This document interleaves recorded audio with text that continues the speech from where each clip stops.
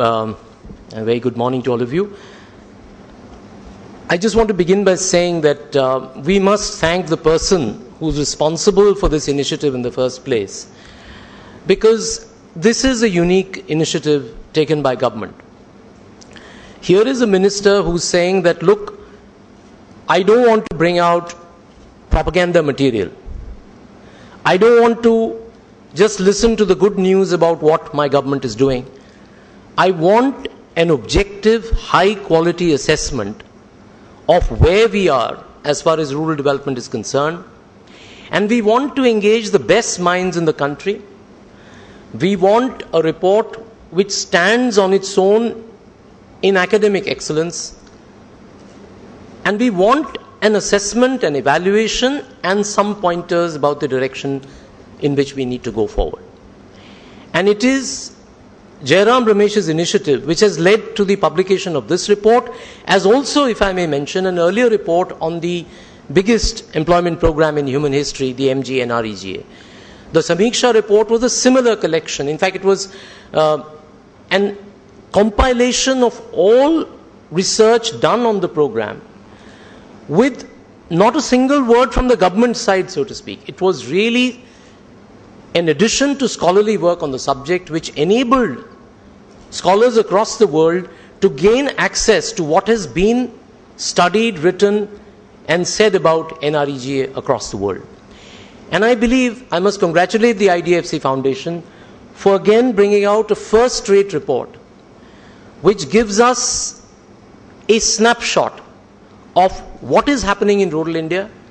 And I'd particularly like to congratulate Dr. Ritu Anand, whose tireless efforts day and night, because I work very closely with her and I know the pain that she has gone through, thanks in part also to my insistence on certain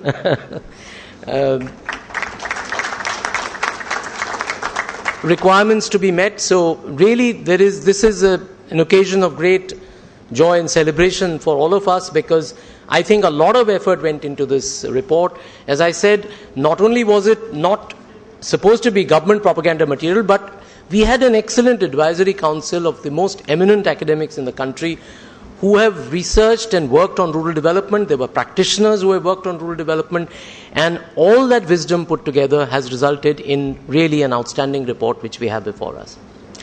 I think Rajiv has given us an excellent summary, so I'm not going to try and attempt that. I think that was really a very good snapshot picture of what the report does. I just wanted to make a few observations on what I felt are the strengths of the report and some suggestions I have on the way we could do this work further in the years to come. I think the greatest strength of the report is that it does two things. It gives us a macro overview of rural dynamics. I would recommend to all of you to particularly enjoy the first chapter. It's a unique attempt. I have not seen a comparable piece of work anywhere in the literature on rural development, probably in any country. It's an extraordinary effort to try and capture multiple dimensions of rural dynamics in India. It's not, therefore, an assessment of whether we have done well or badly. It's not really at all from a government point of view at all. It's about, suppose you're a student of rural India. What should you know about rural India today? What is changing? What is not changing so fast? What is changing more rapidly? It covers the economic dimension. It covers the social dimension, which normally in reports like this would be ignored. It covers the political dimension. It covers the policy and programmatic dimension as well. So it's got a scope which is extraordinary. It's a macro overview.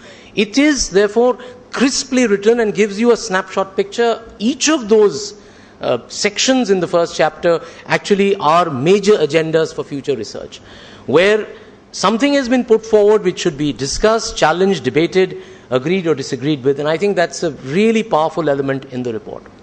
But the report does much more. It actually further goes on to go into the micro details of many elements which Rajiv had very well summarized, which again give you the detailed content of what is happening in rural India, what are the attempts that the government is making to alleviate suffering, and what are the challenges that still remain. And I think each of those again gives pointers on both strengths and weaknesses and suggestions for possible changes that could be made in policy and programs going ahead. But as I said, it's not only addressed to government. It's actually addressed to every stakeholder in the rural landscape.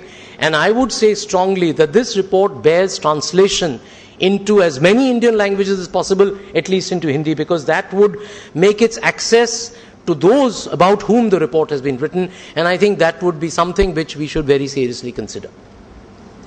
I don't want to take too much of your time. I just wanted to make a few suggestions in how we could think of this report going ahead in the years to come. Firstly, I would say, whoever is the Minister for Rural Development, I would be personally very happy if Mr. Jairam Ramesh was the Minister next year at this time. I'm not sure whether he would be equally happy. But whoever be in this office, I think this is a feature that should become a regular feature, not only for the Ministry of Rural Development. Actually, it should be for all government ministries. That's a dream I have, that there would be such openness across the length and breadth of government. We don't always see it, I'll be the first to admit, but I think this is therefore setting an example. It's setting a benchmark of what we should try and attain, and we should make this a regular feature, a publication which should come out. What I would suggest further is that here in this report, we have, as Rajiv was saying, it's two sections. So one section is the overview and a certain thematic presentation. The other is the focus on the MG and REGA. Now that, of course, is important because this is such a major program. But my suggestion would be that in future, let's look at issues rather than programs. Because, that's the intellectual challenge, that's actually the challenge of understanding something in rural India. So let's take up an issue, for example, such as education or health or any other cross-cutting issue which would otherwise not get treated in that kind of depth, and look at that rather than looking at an evaluation of a government program. Now the minister is setting up the concurrent evaluation office within the Ministry of Rural Development. The Planning Commission has now set up the independent evaluation office. So there will be enough evaluation happening of government programs. But what we need from you, from a consortium of academics and from an institution like the IDFC Foundation, is a perspectival sort of, exercise where we try and understand issues in their depth and try and understand irrespective of programs and particular initiatives of the government. They will obviously enter that analysis, but it would be better, I would say, to have that kind of focus.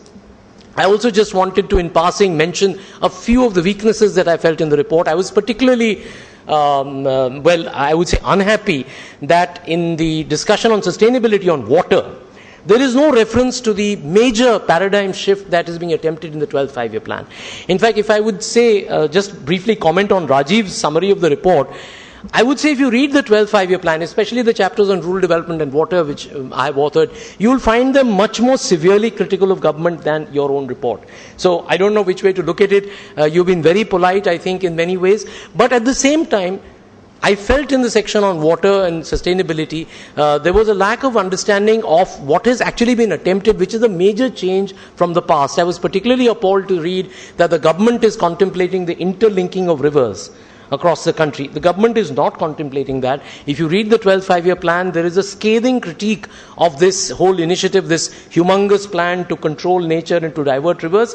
Yes, there are pressures from the Supreme Court and others to move in that direction, but I think there is an understanding, and as you know, the 12th plan has now been approved by the National Development Council, so it's not only the government of India's view, it's the view of all state governments. We have taken a considered view of the kinds of risks involved in this initiative. So rather than that, actually something very different, and which is much more on the lines that you spoke about in the end, in terms of a participatory approach to water management, both for surface water and groundwater, an entire program of aquifer mapping and aquifer management with focus on groundwater, which is now the primary source of water for both irrigation and domestic use.